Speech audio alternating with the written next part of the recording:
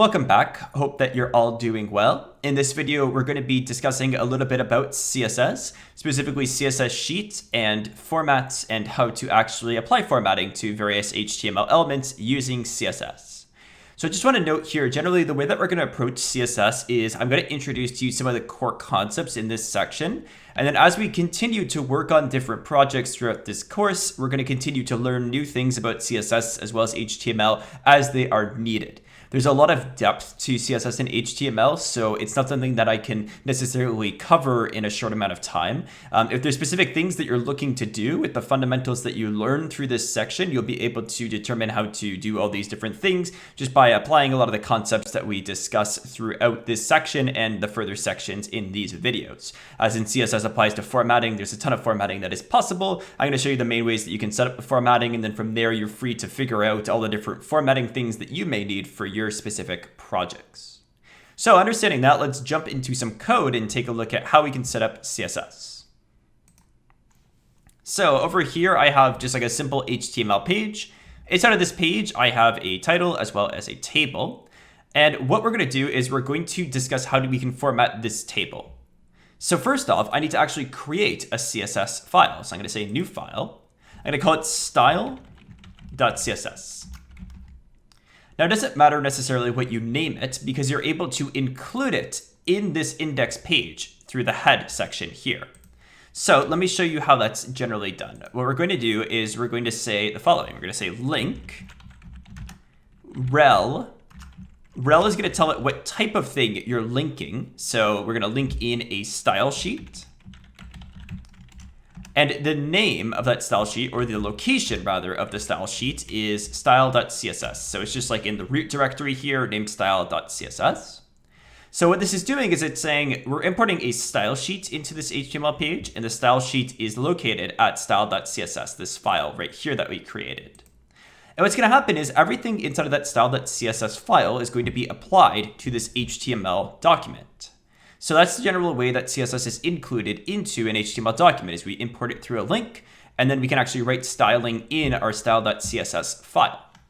So what I want to do with this styling is, if you recall, when we talked about tables, we discussed the fact that there's no like lines or anything to indicate that this is more of like a table structure of data.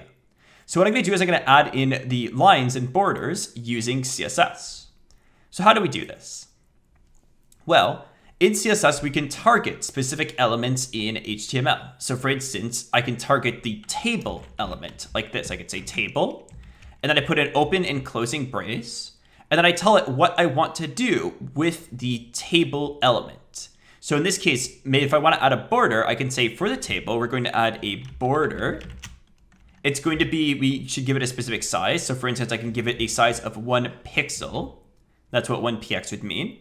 Then I could add more formatting. I could say solid black, for instance. This will make a solid black 1 pixel border around the table. So let's take a look at what that looks like. Let's go back over to our HTML here, refresh it. And you can see it created this border all around the table, right? It's just like this simple black border all around everything in the table. So this is a great start, right? We've applied this to the whole table.